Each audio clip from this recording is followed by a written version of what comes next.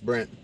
I wanted to do a video about how I go about earning 30 plus an hour doing food delivery, and these are my tips that I use, that I try to hold myself to, that I try to improve on.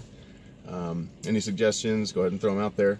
Basically, I want to start with the apps that I use right now are Amazon Flex, also Caviar, Postmates, DoorDash, and that's it for delivering food. So the reason I use these apps is because they show the pickup and the drop-off location before you accept an order, and you have time to accept the order to make that decision. I don't like any mystery factor involved. I can't do Uber Eats because they'll send you wherever, and there's nothing worse than ending up where there's no restaurants if you're trying to make money. So basically the way I go about this, and this has taken a long time, you know, there's a learning curve involved. I've been doing this for about 2.5 years with the food delivery, and it takes a lot of learning the restaurants, a lot of knowing how long a restaurant's going to be for getting the food ready, and you know, just knowing your area. So there's definitely a learning curve you have to push through and be willing to be able to do that. So the first thing when you're looking at an order is you got to pay attention to the ready time. So this applies to like DoorDash, Caviar, whatever ones show when the order is supposed to be ready to be picked up. So I look at the order and I say, okay, it says it's going to be ready in 15 minutes, but this restaurant's usually early, or vice versa. And that can give you a good determination of if you should accept the order. I mean, if something's not going to be ready for 15 minutes and it's a restaurant that's notoriously slow, you just got to stay away from it, obviously. So that's a big thing, is to pay attention to when the restaurant should be getting the food ready, and also that comes in the learning curve of just learning when restaurants typically will have food ready for you and which ones you should stay away from. Okay, and the next thing I do is to set standards for myself of how much time and or miles I'm willing to put into an order to make a certain amount of money. So my standard I try to work within is $30 an hour, so before tips, so I can figure it easy. So I look at an order and I say, okay, that order is going to take me, let's say, 10 minutes to drive to, it'll take 5 minutes to pick up the food, and 15 minutes to go drop off the food. So that's my calculation I'm trying to go through in my head when I look at an order. Okay, so if it's 30 minutes total, then that order needs to pay about $15 in order to make it worth spending that 30 minutes to do. Now, that's what I try to keep myself at. It might be different in different areas, you know, whatever works best for you. But, you know, it's kind of a guideline I use, so that if I look at an order and I'm saying like, wow, that's a lot of time, it's going to take like 40 minutes, and the order only pays 15 bucks, 10 bucks, you know, just don't worry about it. You have to loosen up those standards though sometimes when it's slow, there's not a lot of orders going on, or if traffic is light and you're able to fly and, you know, cover more distance. You got to take that into account also. So what I do when I'm using these apps is I try to connect the dots. So I'll take an order, you know, going from one dot to the next, and I have that in mind. So I'm heading to that order, I know how long it's going to take, whatever.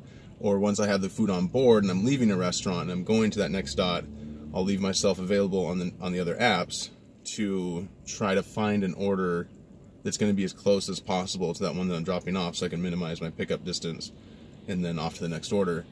Again, that comes into if it's slow, if there's not a lot going on, you got to loosen up those standards a little bit to be able to get to your next order. You know, because you got to keep making money. If you're going to be out there making money, you got to just get something. Part of, you know, something's better than all of nothing. So the next advice, and this is one I have a really hard time with myself, is if you reach that point where you're just not making good decisions, you're just letting orders go because you're like, oh, you're being kind of picky, you know, they're just not looking good, whatever. It might not be the orders, it might just be you. You're tired, you need to just stop, go take a nap. I love going home and just taking like a 25-minute nap, or listening to like a meditation or something like that, and then recharge, go back out at it again, or just drop it for the day. Just forget it, because there's so many days where the money just falls into your lap, where you're working like 10 hours and you make 300 bucks, you know, and you just get super lucky. And there's days that just feel like you're just having to push and push and you're not getting anything. So you got to learn to recognize that and kind of go with the flow. And the other really important thing with that is to know, like, kind of with the flow of the month. You know, you don't want to try to push all your money into the last of the month because you're trying to make rent or trying to, you know, do whatever you got to pay for. You know, try to work. You got to get when the getting's good as much as you can, you know, without sacrificing time with your family or, you know, whatever else you got to get to, so that you're not having to work all those times when it's slow to make up that gap. You want to just expand your money per hour when the opportunity is there, and stay away from it when it's dead, because that'll just drive you crazy. You'll feel like you're doing all this work for nothing. I keep looking at this shirt just so everybody can see what it says. How to pick up chicks. We call our kids chicks. So anyway, so that's my advice. I wanted to keep it simple. And oh, the one last thing is bonuses. So all these apps have their different bonuses. Some of them are pretty lucrative, some suck. And I mean, they're all designed to keep you on their app exclusively. And so you got to look at that and you got to say, you know, is this bonus going to be worth me trying to carry out all these deliveries? I mean, Postmates is the worst with that because you have to do 65, 70 deliveries, whatever it is, to get that bonus during that period. But if you can figure it out early what you're going to do and be decisive about it, you have to be intentional and say, okay, am I going to go for this bonus this week? And then once you decide, you got to really stick to it, because I've gotten through so many Postmates bonuses where I'm in 15, 20 deliveries, but Amazon's just going crazy. You know, they have all these high offers and, you know, everything else is going really good, but then I have to drop these Postmates orders. And so instead of making that bonus amount, I'm just making this little small amount. So you got to be intentional. I mean, that comes with all of this. You got to have a plan of what you're going to do for the day. You know, you got to be able to be elastic enough in your mind to say, okay, this plan might not work. I have to change it up this way and this way. But you've got to have an intention when you go out, of like a map of what you're going to do with the day. You know, like when traffic starts slowing down, you can start taking longer distance orders. You know, you just got to be open to that, and you know, just think smart when you're working. But anyway, I didn't want to ramble on. I was trying to make a, you know, concise video about how I make money, and I really do consistently make 25 plus tips per hour, usually over $30 an hour doing this. And there's nights that's like 40, 50 bucks an hour. So you got to take it the good, take, you know, when it's bad, and just, you can't get too worked up over it.